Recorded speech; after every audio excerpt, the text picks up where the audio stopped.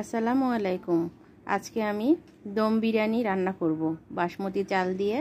এখানে আমি 2 কাপ বাসমতি চাল নিয়েছি এবং গরম মশলা নিয়ে নিয়েছি। এখানে এলাচ, দারচিনি, তেজপাতা, লবঙ্গ, গোলমরিচ সব কিছুই নিয়েছি। সঙ্গে একটু জয়ত্রীও নিয়ে নিয়েছি। 1 কাপ লিকুইড দুধ নিয়েছি। এখান থেকে 3-4 চামচ দুধটা পিরিচে উঠিয়ে নিয়ে জাফরান গুলিয়ে নিলাম। এতে করে কালারটা অনেক সুন্দর আসবে। ভালো করে গুলিয়ে এক সাইডে রেখে দেব।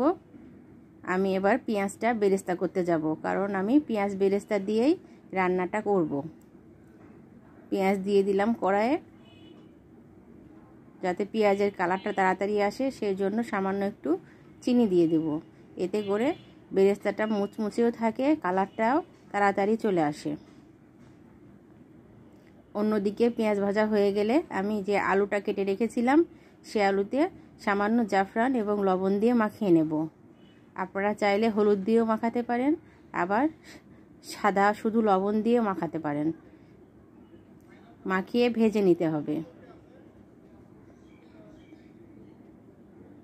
এপিট ওপিট একটু ভালো করে ভেজে নেব, তাহলে হয়ে যাবে। আর আমার রেসিপি যদি আপনাদের ভালো লেগে থাকে তবে লাইক, কমেন্ট, শেয়ার করবেন। আর নতুন নতুন রেসিপি দেখার জন্য আমার চ্যানেলটিকে সাবস্ক্রাইব করবেন। যারা ফেসবুক পেজে আছেন তারা ফলো করবেন, বেশি বেশি শেয়ার করবেন। আর কমেন্টে জানাবেন কেমন হয়েছেন। আপনাদের কমেন্টে আমার রান্না করার উৎসাহটা বেড়ে যাবে। অন্যদিকে আমি একটা পাতিলে গরম পানি বসিয়েছি। পানিটা একটু গরম হয়ে আসার পরে আমি এখানে কিছু জিরা, তেজপাতা, 3টা সাদা এলাচ, লং, দারচিনি, গোলমরিচ সব কিছুই পানিতে দিয়ে দিলাম। পানিটা ফুটে আসলে যে চালটা আমি 10 মিনিটের জন্য ভিজিয়ে রেখেছি সেটা দিয়ে দেব। এটা আমি 80% সিদ্ধ করে নেব। খুব বেশি সেদ্ধ করার দরকার নাই। আমি মাংসটা আগে থেকেই সামান্য করে মশলা মাখিয়ে ফ্রিজে রেখে দিয়েছিলাম। এরপরেও আমি আরও মশলা দিয়ে দেব। এটা গরুর মাংস। এখানে হাফ কেজি মতো মাংস আছে। এখানে আমি গরম মশলাগুলো দিয়ে দিয়েছি, রসুন কুচানো দিয়েছি। আপনারা চাইলে রসুন বেটেও দিতে পারেন।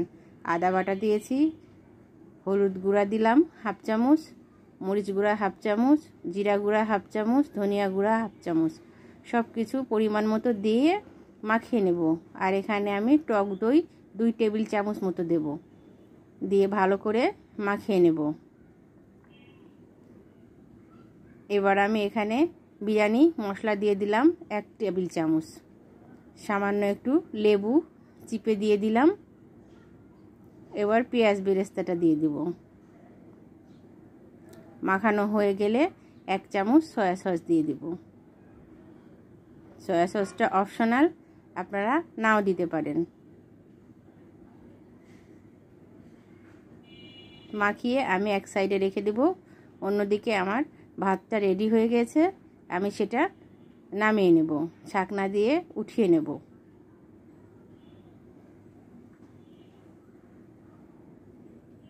এভাবে বিরিয়ানি রান্না করলে খেতে খুব টেস্টি হয় এবং কোনো ঝামেলা হয় না।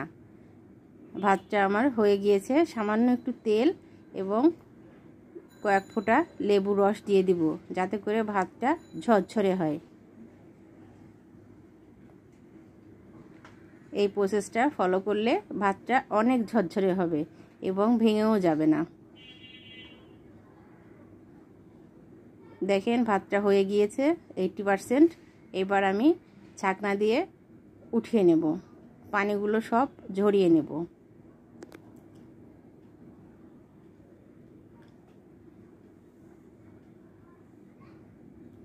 পানি ঝরানো হয়ে গেলে আমি পরবর্তী পর্যায়ে চলে যাব। এখানে মাংসের উপরে আমি 1 চামচ ঘি দিয়ে দিলাম। এরপর যে ভাতটা বয়েল করে রেখেছিলাম সেটা বিছিয়ে দেব। মাংসটা আলাদা করে রান্না করার প্রয়োজন হবে না, এতেই আস্তে আস্তে রান্না হয়ে যাবে।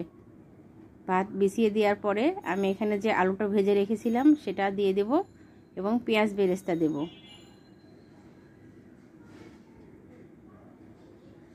আর উপর দিয়ে 1 চামচ ঘি ছড়িয়ে দেব।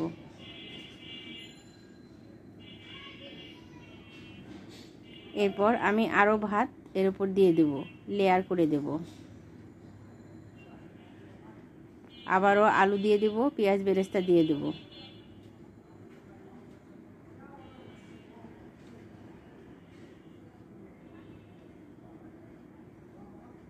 যেহেতু আমার লবণটা একটু কম হয়েছে তাই আমি লবণ দিয়ে দিলাম, আপনারা বুঝে শুনে লবণটা দেবেন।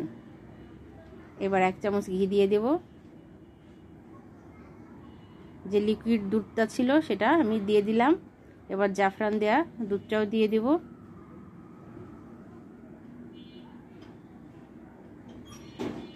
এতে করে কালারটা অনেক সুন্দর আসবে।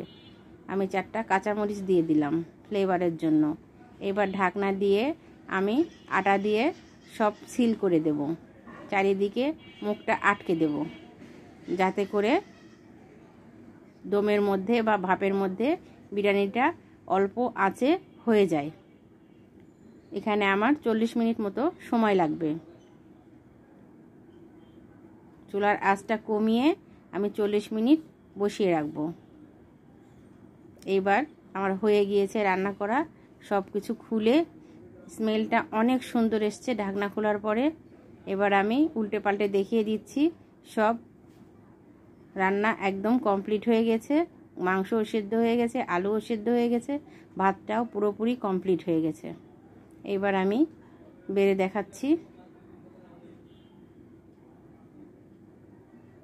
দেখতেও অনেক সুন্দর, খেতে খুবই মজাদার হয়েছে, খুব টেস্টি হয়েছে। আমার বাচ্চাদের তো এই বিরিয়ানি খুব পছন্দ।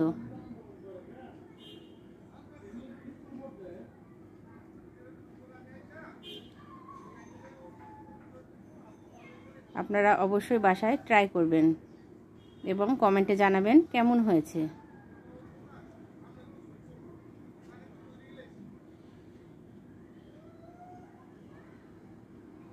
দেখুন কত সুন্দর হয়েছে, মাংসগুলো একদম সেদ্ধ হয়ে গেছে।